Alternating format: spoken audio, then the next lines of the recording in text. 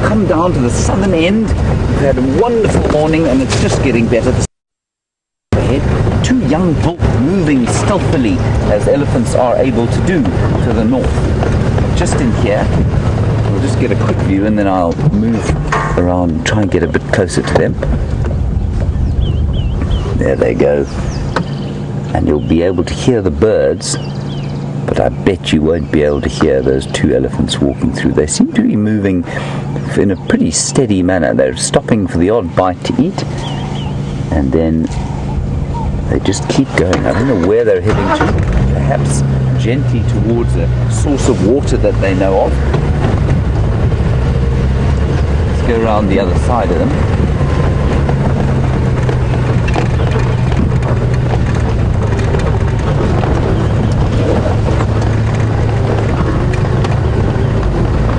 Lovely block of land in this area here. Lovely marula crest, marula trees on top, a couple of bush willows below, and lots for hungry bull elephants to eat. I'd say I'd put them probably at about 20 years each.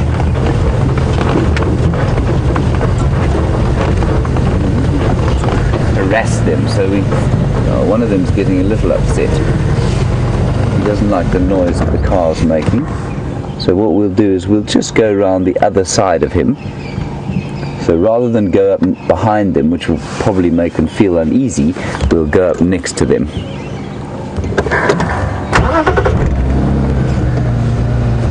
They're definitely moving kind of with a purpose. I don't know why they wouldn't be feeding now. It's kind of a good feeding time for elephants.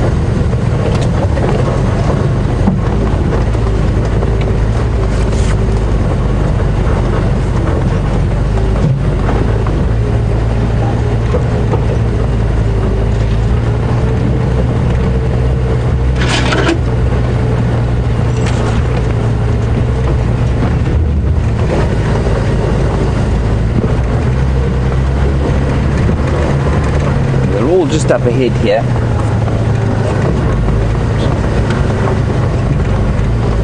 I don't know, we're not going to harass them. If they start to move too quickly away from us, we'll leave them and we'll see if we can't find some others. The young bulls will be quite nervous. They're not yet in their kind of prime. They're not yet in their they don't have the confidence of adults, if you like. There we go, there's a decent-ish view of one of them.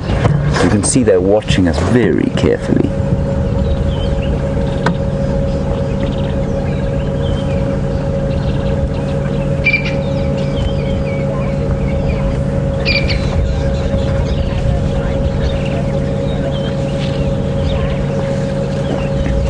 And another wonderful Twitter handle name, Dank Duck.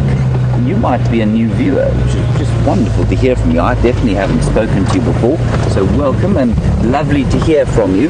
Dank Duck, you want to know, you saw Puff Adder with Brent earlier on, a cytotoxic snake. Would it affect an elephant?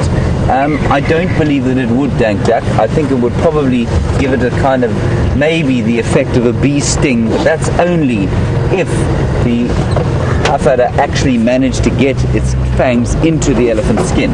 Now an elephant's skin is probably about that thick, and a Puff Adder's fangs are probably about that long. So the chances of them actually envenomating an elephant would be extremely small. Apart from the fact that the snake would obviously try and move away from the elephant, Dank Duck, I really think it's highly unlikely that they would be affected by a Puff Adder bite. These chaps are just not very happy to be seeing us at the moment. Alright, so I think we're going to leave these chaps. Let's go back to the hyena den with Scott and enjoy that. What a wonderful thing that is to find a new cub there. We'll see you just now.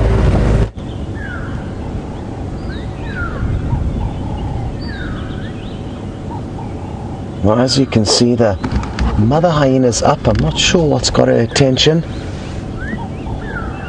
The little cub is down in the burrow below her. She's standing just above the entrance to it. And what's not uncommon is for hyena adults to move away from den sites during the day in the middle of the day, even when cubs are small, and that's in order to be able to get some rest and relaxation for themselves. I guess no difference to humans. There's stages where you need to put the kids away to sleep and to relax without being able to pester you for more food. And the hyena are the same. So it could be that this hyena is getting ready to move off. We did see it nurse the little cub for a little bit earlier on, and maybe she wants to go now and rest, relax, recharge the batteries. Not far away, maybe 40 or 50 meters away. She'll just lie under a bush. So she's close enough to respond to anything strange that may be happening here, but also far enough away from the cubs to get some peace.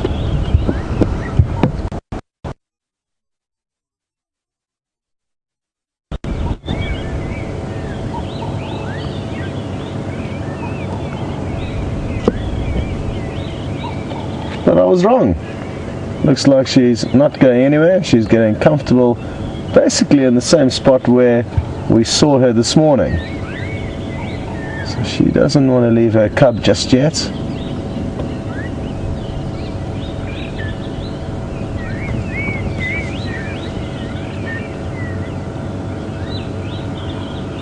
Well, on the topic of nursing little cubs, Katrina is thinking about the future of this little cub and what will its mother do in order to bring it more solid food as it becomes older. Good question, Katrina. And hyena have got quite an interesting kind of scenario when it comes to feeding on solids and also being weaned off milk compared to other predators. And what happens is that hyenas do not regurgitate their food. I've never seen that happening, and that's something that wild dogs will do, Katrina. They will run off from the den many kilometers away in search of food, and they'll often actually leave 1 or 2 adults behind as babysitters, and the pack that will then return with bellies full of meat that they then regurgitate for not only the pups but also the adults that got left behind. What hyena will do sometimes, I guess similar to wild dogs to a degree, is bring back meat to the den. But even that doesn't happen as regularly as you would think, which leaves you wondering, well then what do young hyenas' cubs do for food? And they rely heavily on milk. So they nurse for much longer, up to a year and sometimes even longer than that, whereas regular kind of, well, lions and leopards, at least regular predators, what am I saying? Lions and leopards will from about 3 months of age start being taken from their den sites, wherever they may be, out to kills that either the pride or in the leopard's case, the individual mother has made. So from 3 months of age, lions and leopards will start feeding on meat and being weaned off milk, and from about 6 months of age you'll probably find lions and leopards not drinking much milk at all. Whereas with hyenas, very different. They will rely heavily on milk up to even a year of age. And when you think about it, Katrina, it does make sense, because leopards are elusive and have the ability to climb up trees and therefore evade kind of danger, especially for the cubs. It makes sense that they can take their cubs to kills, which are dangerous areas. For lions, they've got the defense of the pride, so they can also take their cubs into these dangerous areas to feed on protein, on the meat. Whereas hyenas, they're not really in a situation where they're big enough, strong enough, they can't climb trees, and they do rely a lot in this area, but it varies on where you are in Africa. They do rely a lot on scavenging, so on dangerous scenarios, dealing with lion and leopard. So you wouldn't want to take a young hyena cub into any of these highly dangerous scenes. You'd rather only take them there when they're about a year of age. They're a bit bigger, they can defend for themselves and run a lot faster. So those are the reasons why hyena are considerably different to the other predators of this area. Good question though, and it's going to be interesting to monitor the progress of this little cub. And I guess the great thing about it is that there are some slightly older cubs that we will see getting exposed to more wild things, more dangerous things, like being taken to leopard kills and lion kills to try and scavenge. We're gonna stay here but send you off to what sounds like an absolutely astonishing little insect.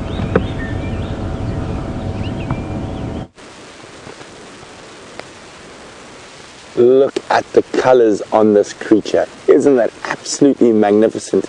That wonderful, wonderful red and that sort of gold plating. This is called Burnett. It is a daylight moth. And there is two main species of daylight moths we find here, a bonnet and a forester. The bonnet has got this wonderful golden red coloration, and the forester is sort of royal blue and yellow. But they are incredibly little things, and it's amazing with this camera we can even see the little hairs on its head, and that color must look absolutely spectacular to these guys. I mean, you're getting the exact same view as me. I'm lying down eye level, looking at every little minute detail, the compound eye. And the reason I can tell that this is a moth is if we look at the antennae. So it looks like they're solid like a butterfly's, but they're not. They're actually feathered. So they're tiny little feathers, and that's what distinguishes it as a moth. And they are beautiful. Also, they're just a little bit more furry and a little bit more fat than most butterflies. And in this cool morning, the wind's still around, there's still some dew, so they're still all resting on the stalks. There's actually quite a few of them around us. This just happens to be the best looking of them, the least bedraggled. And with these bright colors that they possess, it's what you call aposematic coloring. It's warning all predators that it's potentially very unpleasant to eat. And so they have a very labored and slow flying style. And you can see the proboscis is probably curled up. I can't really see it from where I am. Oh, there we go. And that proboscis will open up, and they'll go and feed and use that proboscis to dip into the different flowers to feed on the nectar. And obviously in doing that, they collect pollen and move it around and pollinate the other species. One of their favorites is the weeping wattle, and you often find them in great numbers on those trees.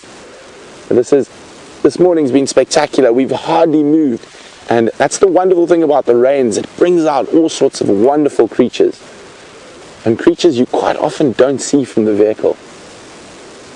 Isn't that absolutely gorgeous? I could literally lie here and see and watch it all day. I think they're probably only going to get moving in an hour or so once the sort of dew's worn off the grass, and go in search of flowers to feed on. Okay, well, isn't this been spectacular? We're going to keep going, and hopefully we don't have to move too far before we find another creature. But before we do that, it's got these bright colors that generally lends towards it being noxious or unpleasant to eat, poisonous even. And Katrina's wondering that. Katrina, if I remember correctly, they are not poisonous. They rely on these colors as a form of mimicry to confuse birds and other things that they are poisonous. And that's why they have that low, slow, labored flying style. It's to make sure everyone can see their bright colors. But still, these guys, sort of late morning risers, they're not up with the crack of dawn. Let's wait for the sun to come out and dry the earth a little bit. Well, let's leave this little guy to wait, and we're going to carry on and see what else we can find.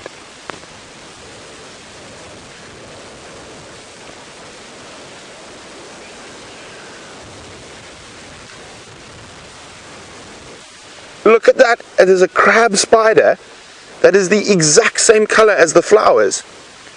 So I'm just trying to, he's on the move, and isn't that incredible? So he or she will hang in that flower and wait for the different insects to come feed off the nectar and lie in ambush.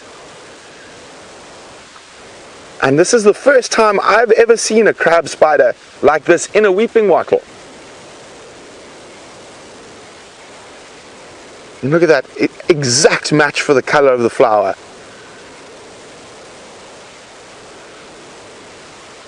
I'm going to try, hopefully it doesn't move.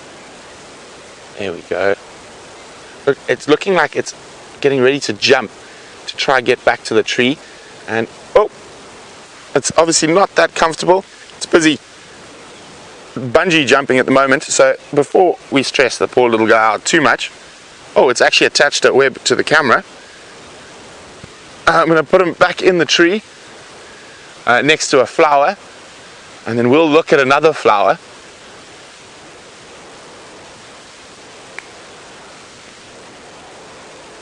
Look at how pretty that jewel beetle is. And another crab spider. And we'll look at the jewel beetle first. This is one thing I do truly love about the summer months. We have so many different awesome insects to view. And obviously you can see why that beetle is called a jewel beetle. It has beautiful colors. I've actually seen a jewelry designer in Johannesburg who bases her jewels off these beetles. And she has brooches that are exact replicas of the beetles. And then, Genre, just look at the spider. Slightly different colored, not quite as yellow as the other one, so I wonder whether that's a different species.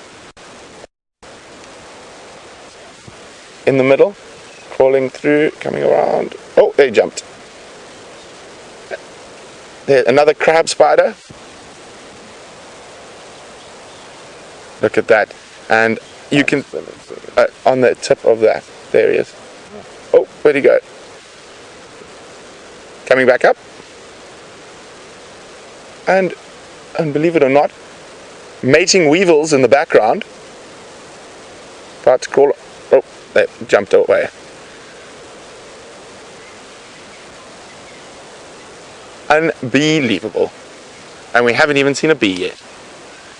And you can see the flowers haven't quite all opened yet. And this is the thing that really excites me.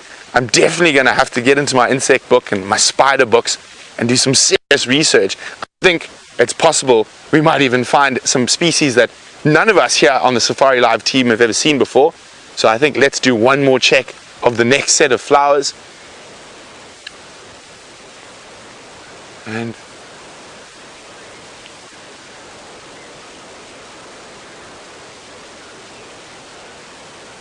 so, talking about these crab spiders, Anna-Marie's got a very, very interesting question. She's wondering, do they actually change color to match where they are? Anna-Marie, I think they would have evolved probably alongside these plants. So each crab spider that's of a different color will evolve to a particular flower or a particular plant.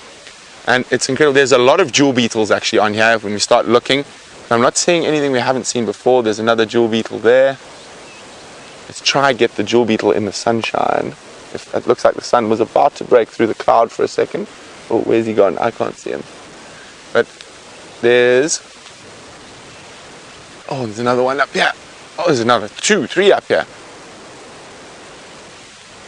Try to be gentle.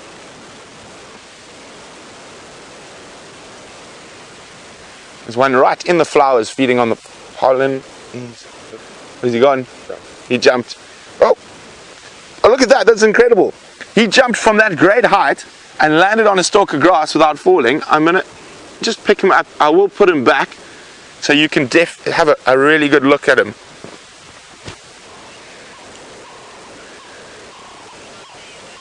Absolutely exquisite colors. I mean, you've got to think that artists and whatnot, painters must have got so much inspiration from insects and their different color forms. I mean, look at that orange. It almost looks like a racing car orange. Sorry, he's just moving around. Let's try to get you to have a quick look at his face before he disappears. Look at that.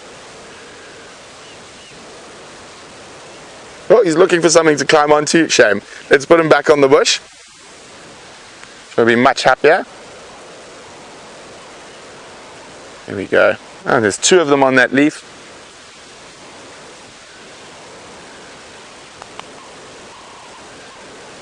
So now that we've had a sort of second decent rain, we are going to be getting a lot more insects. And also, I'm very excited to see quite a few of the wasps that come to these flowers. So wasps are also important pollinators of different tree species. But isn't that incredible? Everywhere we look this morning after this rain, there's new life in the insect world.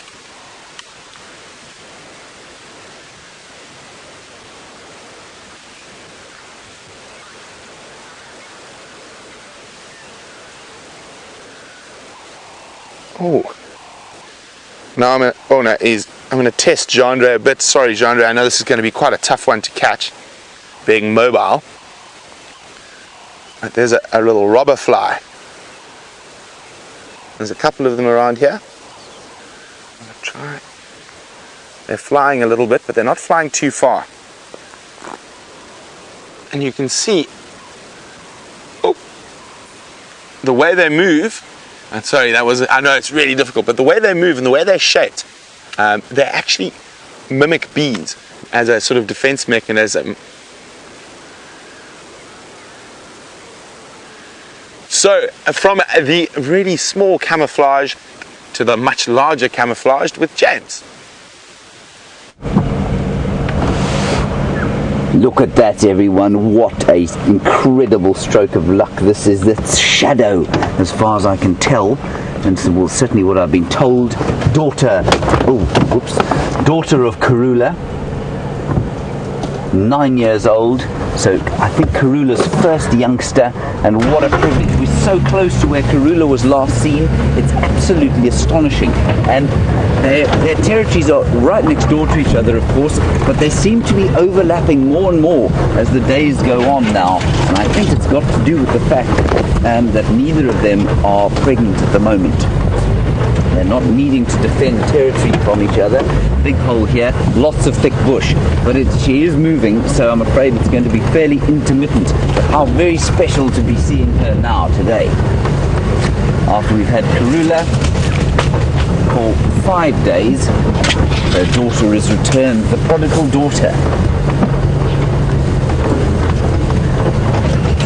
Our aerial is at an alarming angle at the back there, so if you see me looking back, looking afraid. Now this is fascinating. We can see her marking territory there on that tree. It's exactly what Karula was doing in precisely this area about 4 days ago.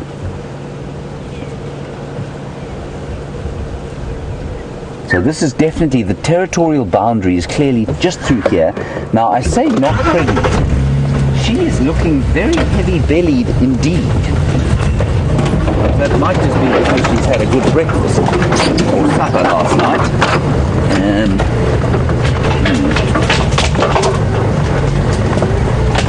Or it could be that she's carrying a baby. Watch out here, Tibbs. Nasty thorns.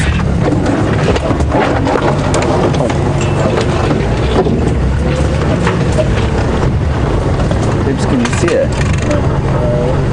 Oh, there she is. She's over there in front of us. So, yeah, it's a pretty thick bush.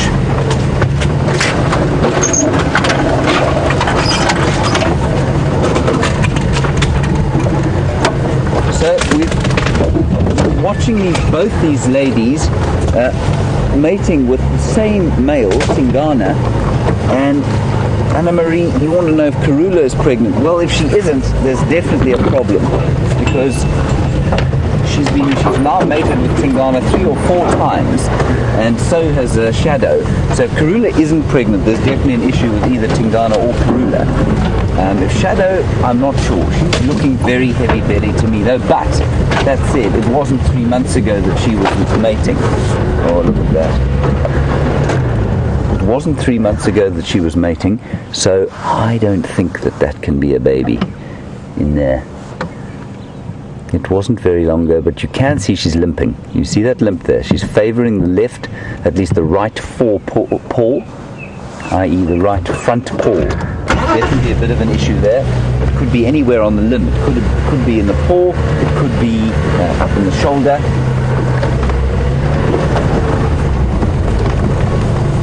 Doesn't look too bad. Certainly something she'll have to watch out for. Remember that leopards just can't afford to be injured because they are solitary. Not bad scavengers though. Archetype hole. There we go.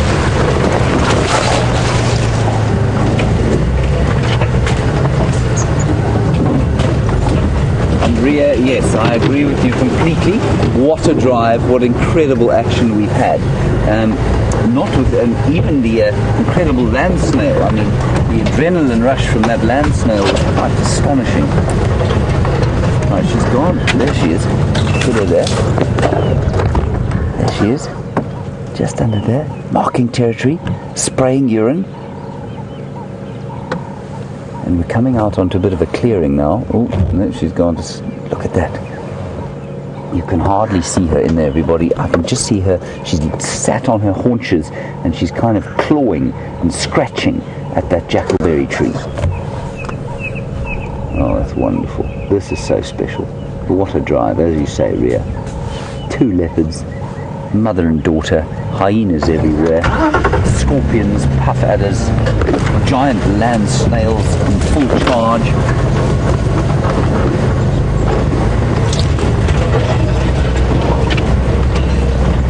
There's a nice road up ahead, so any luck she'll walk on. You see her, Tibbs? Yeah. There she is. Oop. Not there. She's coming out now into the glorious sunlight.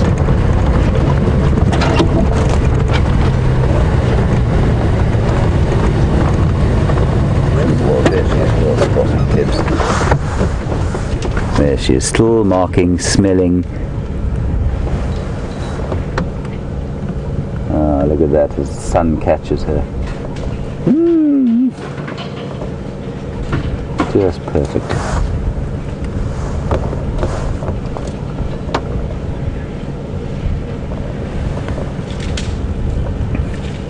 Let's wait and see what she does.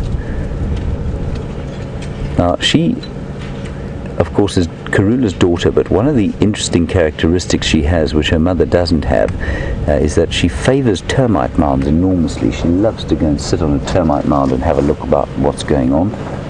And she's also not very good at hoisting. She doesn't like to hoist her prey very often, unlike her mother. So they're really, you can tell the different personalities. Yeah, you can see the panting. I think she's eaten something. I think she's had a very substantial meal last night.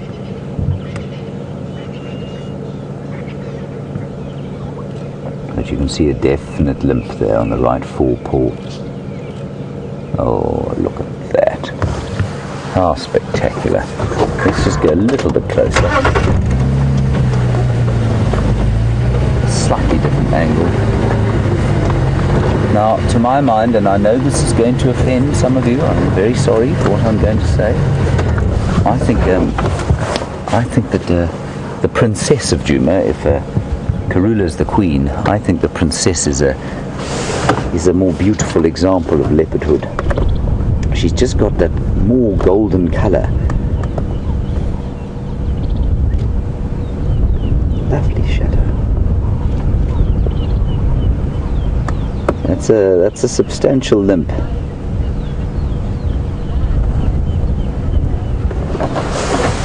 And Paul Rizzo, absolutely correct you are. For a full family reunion, we need quarantine and kunuma. Now, for those of you who don't know, those are 2 of Karula's, I think 3 or 4 litters along. So they're siblings to Shadow, 2 young males who are about to enjoy their 3rd birthday in December, as far as I'm aware.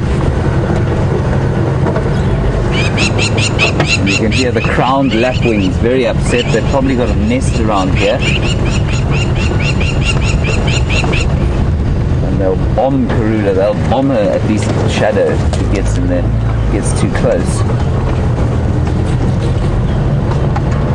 So she's heading now due west. This is pretty typical now. So she's on the western fringes of her territory, and at least eastern fringes, so she's heading west now, back towards Arathusa. Here she comes. Look at that.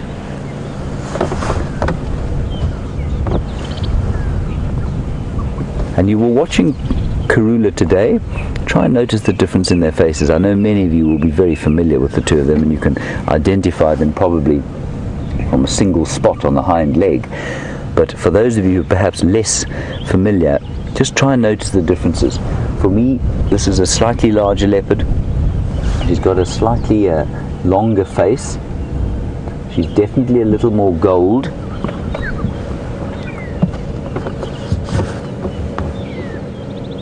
And her spot pattern, of course, is very different as well. And the spot pattern is the unique spotting that each leopard has just above the whiskers.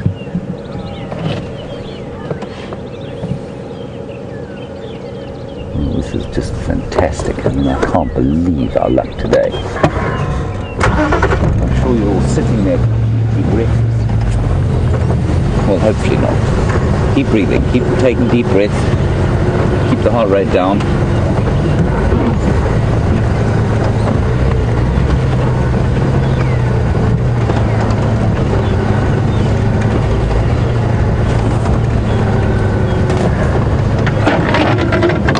Now she's going to go probably into some thick stuff here. And that's a brilliant observation from Barbara. Barbara, I think you're absolutely correct. You can see the tail there up flicking. There it is, flicking away. And that white tail tip, quite apart from being only a following mechanism for the cubs, seems to indicate to birds that might be alarm calling at her that she doesn't pose a threat. And often she'll stick that tail tip up when she's not hunting. And what you heard that did? She'll stick the tail tip up, and the birds will then stop alarm calling at her. Right, we're heading towards what is called the triple M break, or the boundary with Arathusa.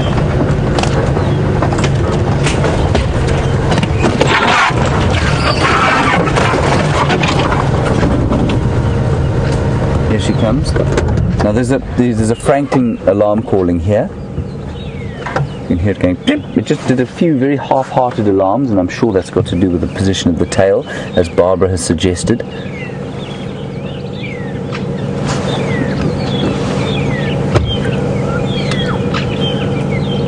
I've got myself totally disorientated now. She's actually heading due north. She's not heading towards the power lines. At least the triple M break, sorry. There she is. I'll just go through here.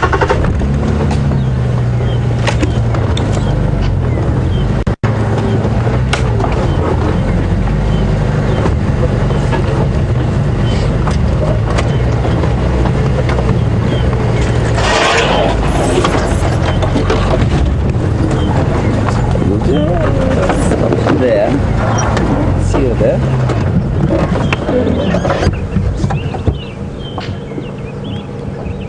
Now, I don't know if you can hear, but there's a Franklin going. Achoo! Achoo! Achoo!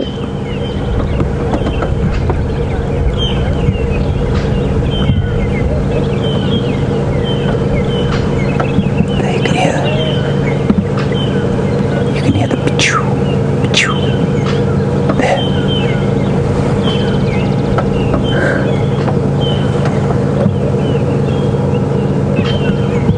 And the other birds, you can hear the magpie shrikes. There we go. Oh, going to sleep. Alright, let's try and reposition so that we can get a nice view of her. So those other birds you could hear, delightful sound. The magpie shrikes.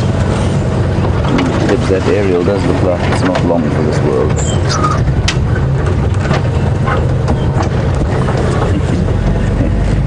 Quite amazingly, and despite all evidence to the contrary and engineering logic, Wendy's signal seems to have improved with her aerial facing 90 degrees. Tell me when is good for you, Ted? Okay, fine. More? Yeah.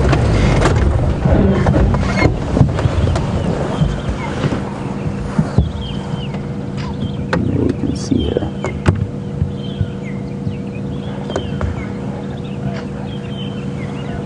Isn't that lovely?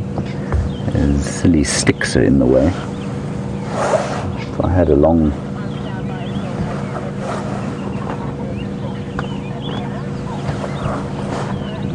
So let's stay here with Karula.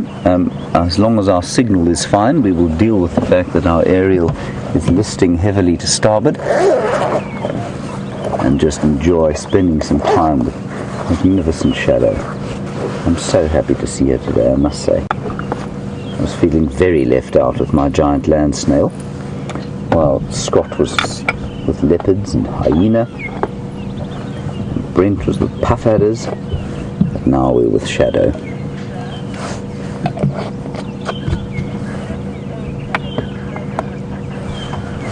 Now, an interesting question from Lisa, and I think it's a valid one. Could it be that Karula is paler because she's older? Yes, they do tend to get paler as they get older, a bit like us humans, Lisa. So that could definitely be a difference. That said, also like us humans, leopards just have different coloured hair. And certainly if you've ever seen Kwatile, who comes from a long line of golden leopards that started with the Sunset Bend female up at down at Londolozi, they are sort of exponentially golder than any other leopards that I've ever seen. And so yes, absolutely they will get paler as they get older, but they do vary as well. So perhaps Shadow will look the same as Karula when she's that age. Remember, they're actually not that far apart. I mean, Karula is, I think, pushing 12, and old Shadow here is 9. So I'm pretty sure that Shadow was Karula's first cub. And if she wasn't, well, I mean, she must have been. If those ages are accurate, then she must be her first cub. So she's not a youngster anymore, old Shadow. She's certainly not old, but she's not a youngster. So she will also have faded slightly, and I don't mean that in a derogatory term. Her coat would have faded slightly. You can see that tail is still up and twitching from side to side, and the francolin is still giving a half-hearted call. Now, what happens with these leopards when they become territorial is that the females will set up a territory next to their mothers normally, and obviously that means that there will be territorial shifts, and one territory will have to become smaller than it once was, perhaps. And so Virginia and Kentucky, the fact that they have a territory next to each other does mean that they will meet up from time to time. I haven't seen it happen myself, but I think certainly some of our viewers have seen it, and they will recognize each other. There will be a very familiar smell about it, and I think you'll find that the meetings will be totally unaggressive. There might be a little bit of hissing and snarling sometimes, but otherwise they'll be fairly amiable meetings that they have. And every time it gives a little chirp, she just twitches her tail a little bit more and it shuts up. In fact, there's one, I can see a francolin.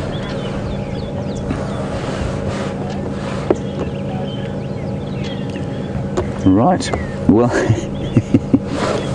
let's go across to the bushwalk where there are going to be some new babies fairly soon.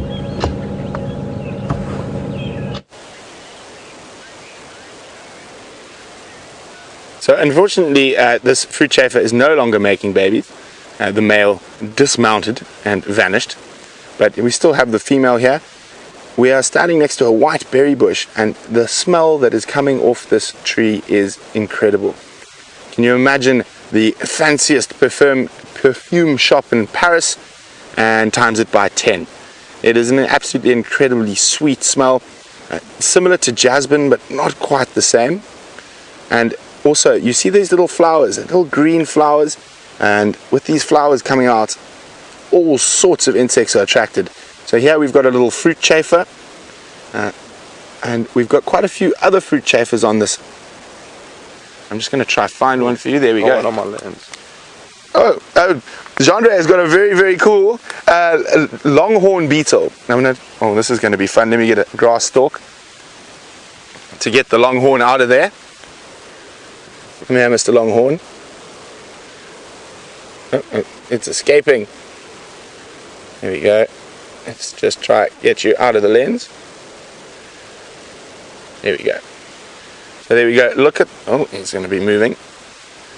Look at that longhorn beetle, and incredibly beautiful colors. I mean, there's such a huge amount of different types of longhorn beetles, from a little guy like this to one that is the size of my palm, and they feed off nectar at this age, but when they lay their eggs in dead wood, and they are what are quite often called wood borers, the larvae.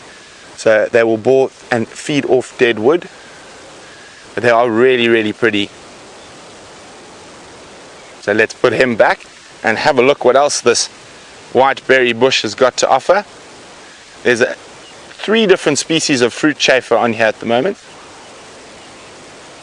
There we go. We've got some speckled fruit chafers over here, getting really stuck into the nectar, and obviously you can see why they're called a speckled fruit chafer. Beautiful little white spots. So fruit chafers are something all you gardeners will know very, very well. I know my grandmother has been battling with them for about 60 years. They are very fond of eating roses, and my grandmother is very fond of roses. I'm personally more fond of fruit chafers, so we're going to keep heading out, seeing what else we can find, and while we carry on, we've got some oxpeckers building their nest.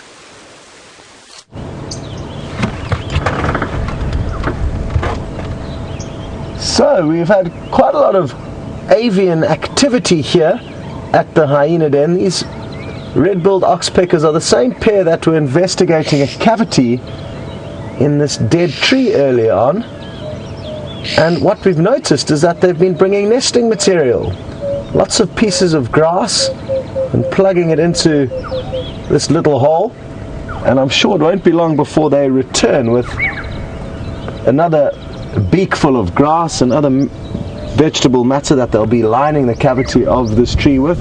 A nice soft cushion for the nest.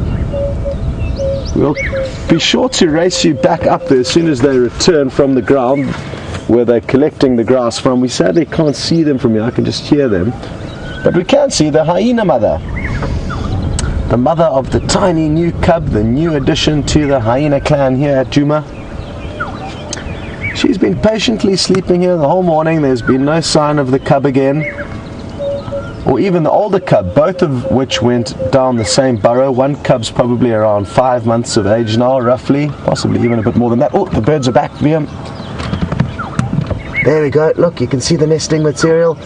Awesome, that was a long piece of grass. The other one now popped in behind. Sadly, they dropped a few pieces as they went in, but both husband and wife hard at work. Not sure who's who, as I said earlier. You can actually still see one blade of grass sticking up along the left-hand side of the entrance to that burrow, or cavity rather. And is this one going to take it back down, or is it going to take it up? No. It's doing some housekeeping, rearranging some of their new furniture. Now, interestingly enough, while you've been enjoying a host of wonderful sightings with Shadow, with a whole load of different bugs and insects with Brent, there was 2 other birds that came in and checked out this cavity in the tree. They were greater blue-eared starlings, and VM quite funnily mentioned that obviously the apartment is up for sale and various potential buyers are coming to have a look, and essentially that is what's happening. It's not for sale, but it is up on offer, and birds will compete quite ferociously amongst one another for good nesting sites. So we could see a battle ensue between these oxpeckers and the greater blue-eared starlings. They were here at different times, and when the starlings were here there was no sign of the oxpeckers. The oxpeckers probably have no idea that there are some other potentially interested couples looking quite intently at this nest. Well, you wouldn't believe this, but a small piece of nest material actually blew down from the nest cavity and landed on the hood of the car. And I'm holding it here in my hands. I watched it waft down, and can you believe that? I'm not going to keep you here much longer though, because the oxpecker did just, oh sorry Vim, the oxpecker did just land back up on the tree with another mouthful of vegetation, but just little bits of grass and leaves, and the oxpecker, like I say, is just up in the tree. Or did it fly off?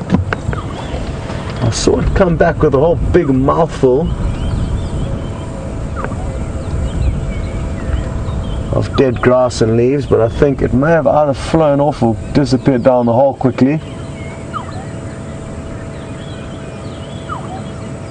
Well, Well, this has kind of been the story of this morning. I was panicking as to what to do, race you back to the oxpecker or show you the little tuft of vegetation in my fingers. And it's been throughout the morning that all of us haven't known where to point the camera. Poor old Tara directing the show hasn't known which camera feed to take you to. It's been non-stop action and an absolutely wonderful morning. So I'm so happy that you guys have got to cash in on a wonderful morning. For those of you who were not with us on the earlier stages of this morning, what we can do is show you a very brief highlight though of the little hyena cub. And it's not something we often do.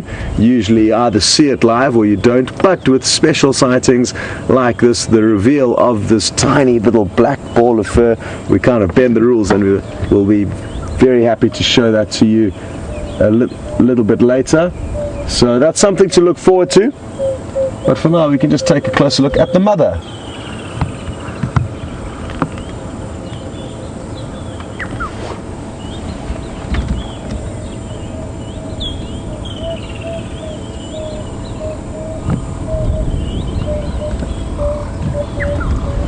And hello to Sabrina in Texas, who's one of our new viewers, and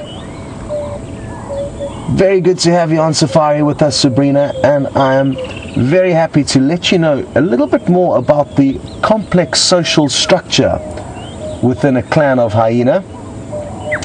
It is a society that is ruled by females, which in nature, and I guess in Africa, it's not hugely common that is the case. It's usually the men that are biggest and most dominant over the females.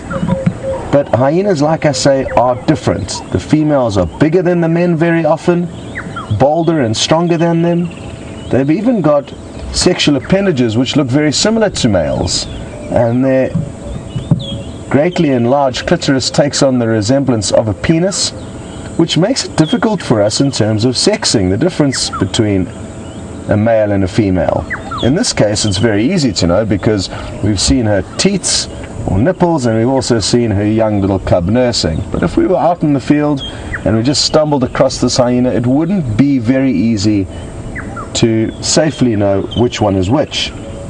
What we can safely tell you though is that the females are certainly the most dominant, to a degree that even the lowest ranking female will be higher ranked than the king, the highest ranking male.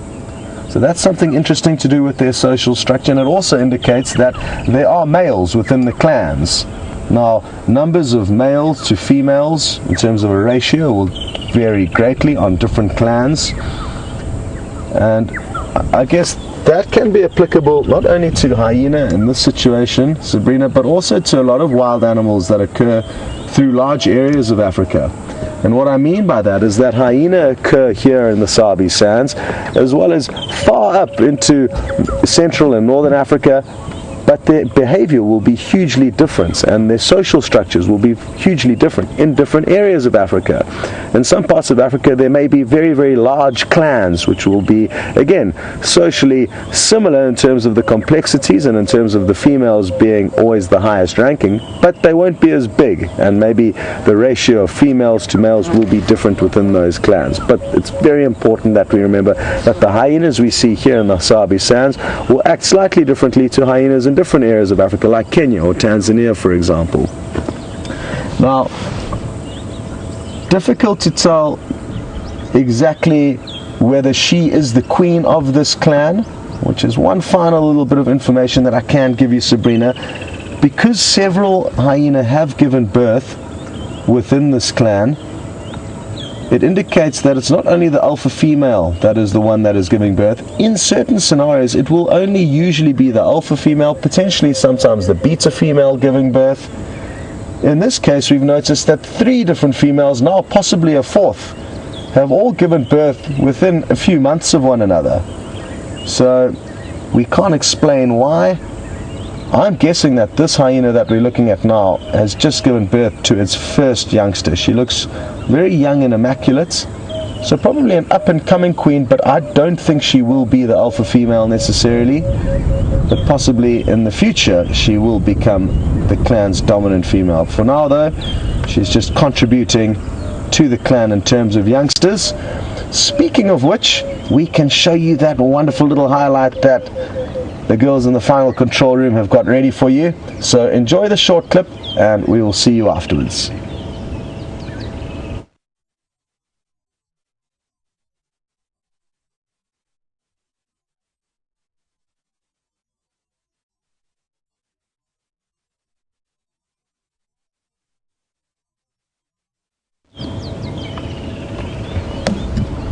Well, if you didn't see that live, I'm very, very happy that you got to see it now. How wonderful was that little scene? Incredibly cute little black furball nibbling on mommy's ear before tumbling down into the burrow. Now, ending on a high note. Oh, and the mother's just moved off, so perfect timing because so are we. We're about to leave and I need to head back to get Jamie this vehicle. She's going to be doing an extended broadcast from 8 until 9:30, catering for schools and specific schools in Johannesburg. You're obviously more than welcome to tune in, but she is going to be focusing on a few of the younger generation. For now though, we are going to send you back to James and we'll make sure that you enjoy the rest of the morning. I'm sure you will, and possibly you'll get to bump into Brent a little bit as well before the end of the safari. Thanks very much for an incredible safari. It's been so much fun, starting off with the Karula and the hyena. Definitely a morning, I guess, of some serious hyena action, but also the bugs. Anyway, now I'm waffling over to James and we'll see you next time.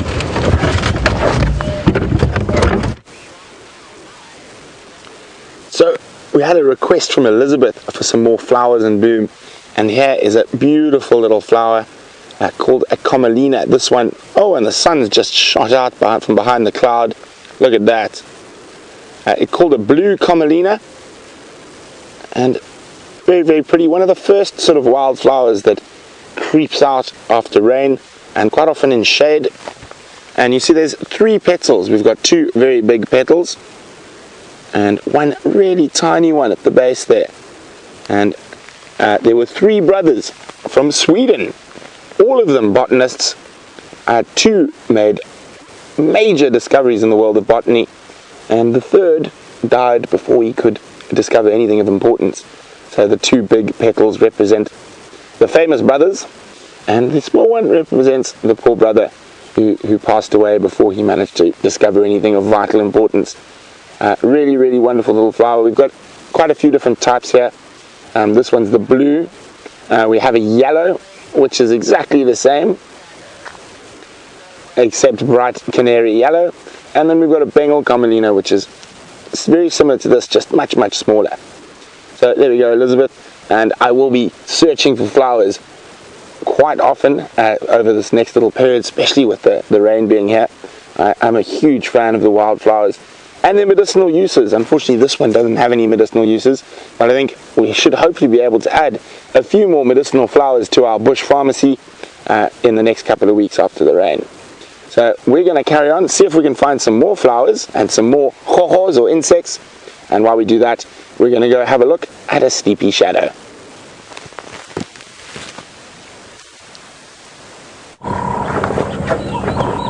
Right, well, our kitty cat has gone fast asleep, everybody. Shadow, after a substantial meal last night, has decided that it's all a bit too much, and she's gone to sleep.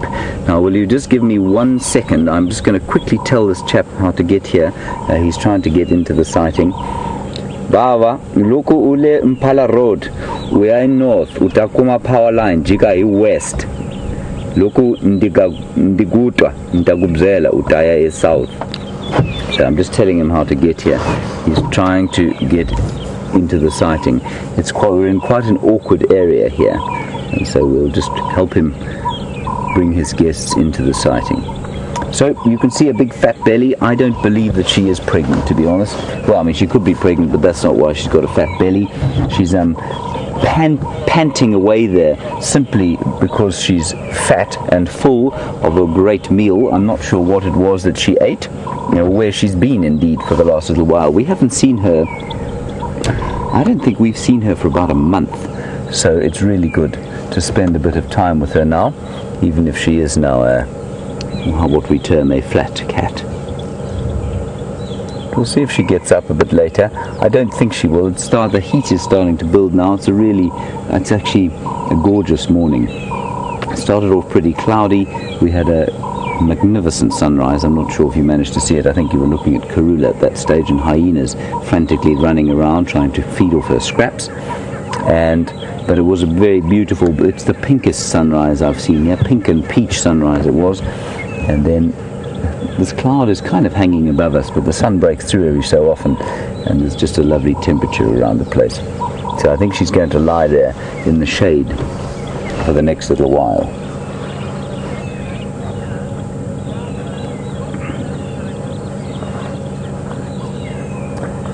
Now, an interesting one, you've obviously just seen the hyena den. We went there early this morning, found the original cub, which we worked out to be probably 6 months old now.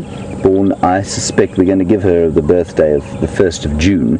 So June, July, August, September, October, almost at the end of November. So she's just about 6 months old. And you can see totally lost that black colour, which I'm sure you saw with Scott. And then a new one has popped out. And as Stefan said to me as we were walking, we found the den the other day on foot again. And the interesting thing is, Steph said, they're not seasonal breeders at all. They will continuously produce little babies every so often. Oh, there we go. High action here again. And I'm just listening, sorry for that other vehicle. Here we go. And what's interesting there is that we call them cubs, of course. So you saw a brand new cub this morning. And Barbara, you want to know about the relationship between cats and hyenas. The relationship is one of, it's not close, but it's not as distant as it might be, if you like. The dogs are less closely related than the cats are to hyenas. I'm just going to, excuse me 1 second. Robert, come south from there. So they're in a totally different family. So if you were to draw a totally linear kind of cladogram, they call it, which is if you think of a corporate structure, if you like, that's kind of what a cladogram looks like. And you'd have the dogs, the hyenas, and the cats in 3 separate families. But the cat family diverged from a common ancestor more recently. The cat and the hyena families diverged from a common ancestor more recently than the dogs and the hyenas and cats diverged from a common ancestor. So yes, they all have a common carnivorous ancestor, but the dogs split off from that line a long time before. And so the cats are slightly more closely related to the hyenas. Barbara, I hope that kind of explains to you the question, but to give a number as to how closely related is obviously very difficult.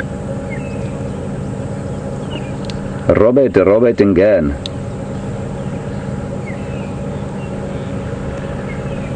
Roberto, why want to do Lucia?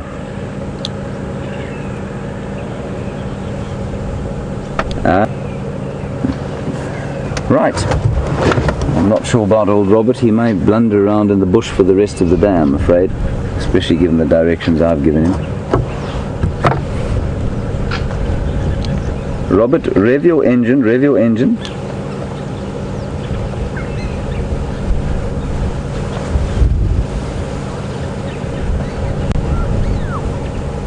I can hear him, but the wind is swirling.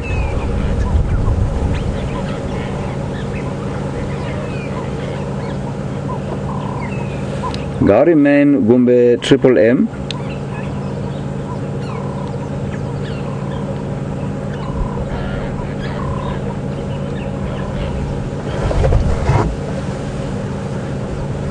Yeah. All right. I'm going to send you across to Brent quickly. I'm going to send you across to Brent. I think he's got something nice to send you while I try and get this fellow into the shadow sighting. I'll see you just now.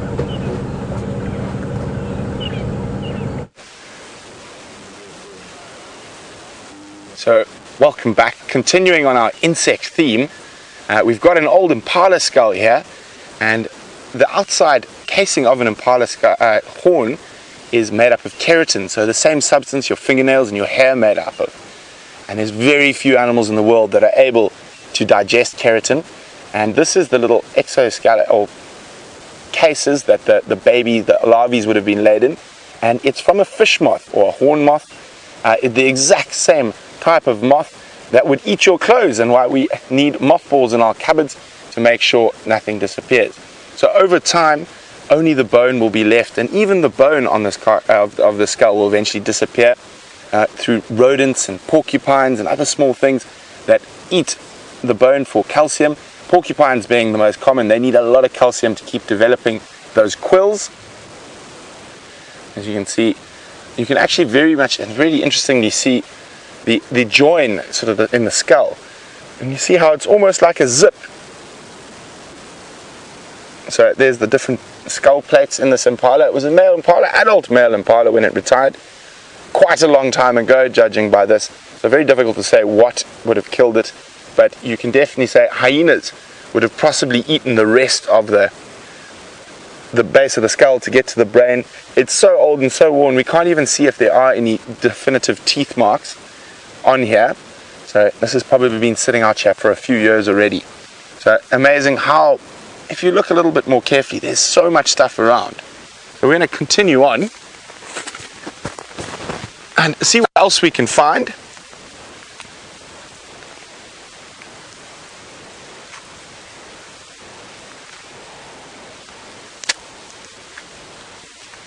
So we've just now been asked a question about one of my favorite moth species, the lunar moth. And James is one of the lunar moths here. Unfortunately, I don't know if they're giant, but I mean they are very big, and they're wonderful colors, that sort of lime green with the beautiful pink eyes and different colors. And we do get them here. I saw some during the rainy season last year. I haven't seen any this year, but I will be keeping my eyes open. Also on the sort of same thing, James is wondering if we get any giant mantids here. I haven't seen any giant mantids, but I have seen mantids in the rainforest in Gabon that were literally as long as my forearm. So really, really incredibly big. Probably out of sort of the giant insect species we get here, my most favorite and the biggest one we get is called a giant. Let me just remember. It's quite a long-winded word here. It's a giant winged predatory katydid. Now, do yourself guys a favor and go look that up, and you will see it is basically a grasshopper from a horror movie. I mean, they're massive, and on their front legs they've got these incredible sort of daggers almost that they use to spike. It's a predatory grasshopper, and they get really, really big. Also very pretty, sort of lovely greens and reds, but they do look like they're literally out of the movie Alien. So have a look if you can, a giant winged predatory katydid. See if you can have a look, find a picture of that online. You might not sleep for a week, but it's definitely worth having a look at. So we're going to carry on, see what else we can find. This area has been so productive this morning. Everywhere we look, we seem to find something different. And I am looking for flowers, and we've got some flowers here. They haven't quite come out yet, but this, keeping with the insect theme, this flower is very important to a certain type of butterfly. So it's just about to come out. This flower doesn't have a common English name. It only has a scientific name. Its name is Wolfaria indica. And it looks like it's already been utilized by the insect I'm about to talk about. And you have a look.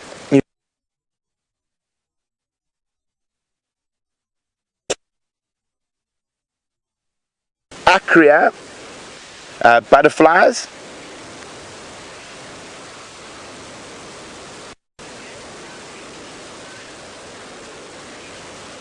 Okay, so we can see, sorry about the signal breakup there guys, you can see that there's a caterpillar has been feeding off this leaf, and this little plant doesn't have a common name, an English name, only has a scientific name, which is Wolfaria indica, and it is really important for the Acrea family of butterflies. So during their caterpillar stage, they'll feed off the specific plant, and they sequester poison from this plant, which is a hydrogen cyanide. and they transfer that poison into their adulthood, which makes them noxious. And that's why the atrias are often some of the most beautiful butterflies we see, bright red coloring, black dots all over them, and a very sort of slow loping flight pattern to warn all the other birds and things that they are noxious and very unpleasant to eat. So it's amazing how that individual species have developed relationships with individual plant species to ensure their survival over the future. Evolution is truly an incredible thing. So there we go, the Wolfaria indica. I don't expect you guys to remember the name, don't worry.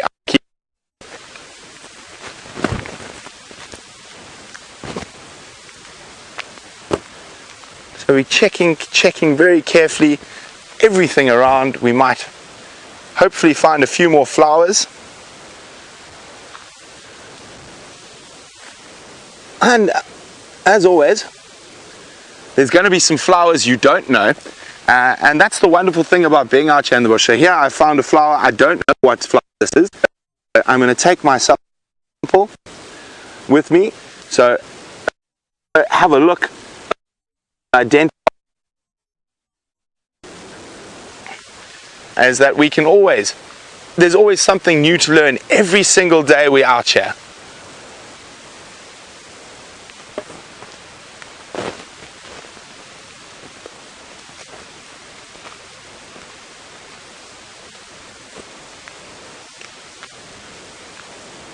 So on the subject of giant creatures, or giant smaller creatures, Country Gull Ash is wondering, do we get giant land tortoises here? Well, Country Gull Ash, we don't, unfortunately. Most of those really massive giant tortoises that you're able to sit on and sort of ride, they're so big, occur on islands. And there's a very, very important reason why they've developed on these islands. It's because they're isolated from your traditional land-based predators. So our tortoises here, to be that big would actually attract too much attention to them. So we do get big leopard tortoises, probably about this big, and maybe a bit bigger than my head is a really big leopard tortoise. But the Galapagos Islands, Mauritius, places like that, where they've been protected from terrestrial predators, large terrestrial predators and birds, they've been able to evolve into these incredibly large creatures. And they actually are the dominant grazers on a lot of these islands.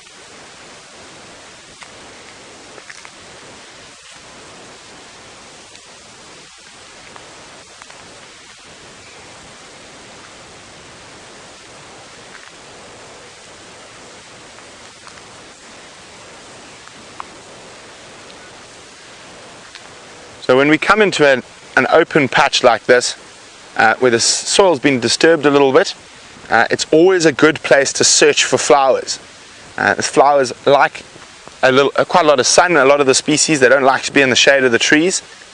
So we're going to check around here very carefully.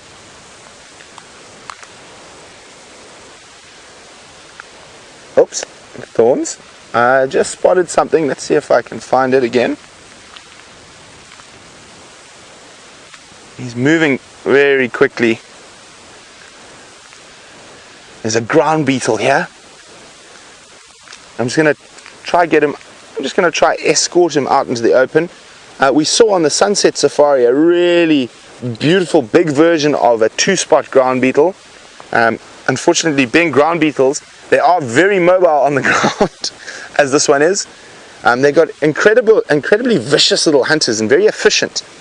And they hunt all sorts of other insects that run along the ground, and they have an incredible defense mechanism. Most of these ground beetle species are actually able to spray formic acid for up to 15 centimeters out of their mouth parts. So you really don't want to be picking these guys up. Apart from the fact that they've got an incredibly powerful bite, the fact that they could spray acid on you is never a good thing. But he's a little bit stressed. We're going to move away from him and see what else we can find. Aha! I know this is one of Jean's favorite things to film. I'm lying. It is a really difficult thing to film from our point of view. It is so one of the small five, and you can see they construct these wonderful conical traps. They're not only ants but other insects. When they fall into them, they're unable to climb out, and they've got incredibly powerful pincers that are able to just come through the sand and grab that ant and pull him into the abyss. And I'm not going to disturb them. These look quite fresh. So after the rain, quite a lot of them get filled in, and you can actually find the antlion tracks all over the place. And I'll try to see if I can find some. But basically they tunnel just below the ground, and then the ground, sort of the tunnel collapses in on them, and it looks like a sort of worm or some other sort of slithery thing has been under the soil, but it's not. It's these tiny little insects.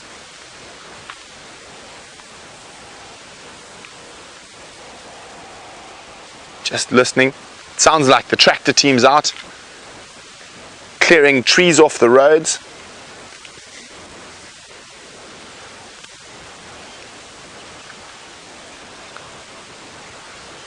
So, moving on from the insects, we're going to go across to arachnids. And Donna Wan from Maine, home of some very good lobsters, is wondering, do we have a lot of baboon spiders or baboon spider holes in this area? I am looking for them, but generally in slightly more open areas there are quite a lot of baboon spiders. Oh, look at that. Isn't that incredible? Okay. A wasp fluttered by and caught my eye, and it led me to the next species of Commelina. I remember I mentioned that we had the blue, and now I'm just going to try and get down here. We'll just show you quickly. No need to do the story again. But a yellow Commelina. So the shape of the flower exactly the same as the blue Commelina, just a different color. That's the first yellow Commelina I've seen this season. So Elizabeth, there's another flowering plant for you. But let's keep going. I'm hoping we find some more flowers. I know we're heading out to an area where it's a bit more open as we slowly move our way down this game path. And if you can hear that in the distance, it is the tractor. After rain, of course, there's quite a lot of maintenance that needs to be done on the roads. And also, we've had so many elephants at the moment, they've been pushing down a lot of trees on the roads. And Elizabeth, you're in luck. Found the first flowering exuvialis of the season. I think if we come around this way, Jean-Andre, you'll see the little ball over here.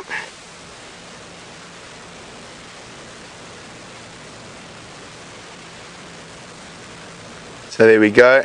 So it's a little Acacia exuvialis, or flaky bark acacia.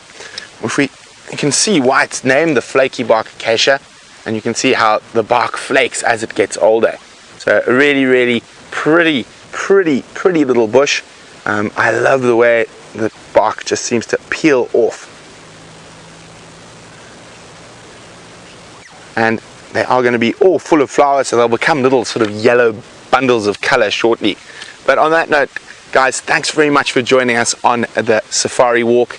It's been fantastic. I've had such an exciting time. I love all the little bugs and khokhos, and I can't wait to get out and have a look for some more. But for the last few moments of drive, let's go see what Shadow's up to.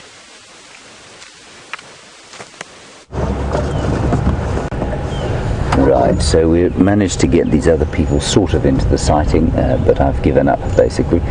It's not easy, I have to tell you, bashing your way through the bushes here and trying to find where people are when you're not near a road. Not an easy thing, especially these are two landowners coming in, so they're not regular drivers around here. Anyway, there is Shadow, and what a drive we've had today. Two beautiful female leopards. This one I think the more beautiful of the two, but you know, as they say, beauty is in the eye of the beholder. A spectacular hyena interaction, new den, nesting birds, flowering plants. It's perfect springtime action here with all of the different things happening as the rains have fallen finally on Djuma, and hopefully there'll be quite a lot more of the rain in the next little while. We of course also had the stunning giant land snail, which was very spectacular. And while I explain to you what's going to happen with Jamie, she's going to take over again for another hour and a half. Let's have a last look at last look at Shadow. She is going to be taking the drive for 8-year-old kids today. As you know, she's highly skilled and very brilliantly managed to change her audience up from 6-year-olds, 7-year-olds. She's done 9s and 10s, some young teenagers, and that's an intimidating thing to have to present to. And now some 8-year-old girls from Rodine School in Johannesburg in Parktown. So that's what's going to be happening at 9 o'clock. The sun is breaking through the clouds intermittently, and every so often you'll see these green leaves shining gold as the sun is beautifully diffused by the clouds that are moving in from the north. It's very strange kind of cloudy weather.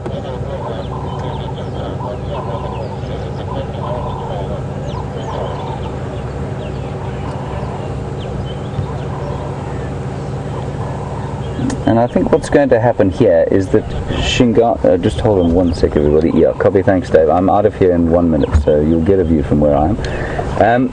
We are going to probably close off now, everybody. Thank you for your time. I'm sure it wasn't particularly trying for you today. Incredible drive that we've had. I think Shadow will probably lie here for much of the rest of the day. My slight worry is that she is on her territorial boundary and she'll be moving. That's Teb's having a couple of technical difficulties there. That's not his fault, by the way. And she will probably head off west towards Arathusa, maybe. That's her kind of traditional area. But lovely to have her and Karula so close by. Karula's just down there at the moment. She is moving around in that block where the old hyena den used to be, so hopefully we'll find her again this afternoon. Anyway, from me, James, and Tibbs, big thank you to Tibbs for his patience with my driving around today. Thank you to Tara. And I don't know who else is directing today, one of Nikki or Kirsty or Louise, and thanks of course to Scott.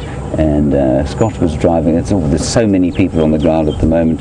Scott was driving with VM, I think, and on the bushwalk we had Brian, not Brian, we had Brent, and he was with Jeandre and Steph. That's everybody. We're going to go back and have a wonderful meal. Shadow is now moving, and we're going to have a wonderful meal cooked by Frank, and we will see you this afternoon. Enjoy the drive with Jamie, and see you this afternoon. Bye-bye.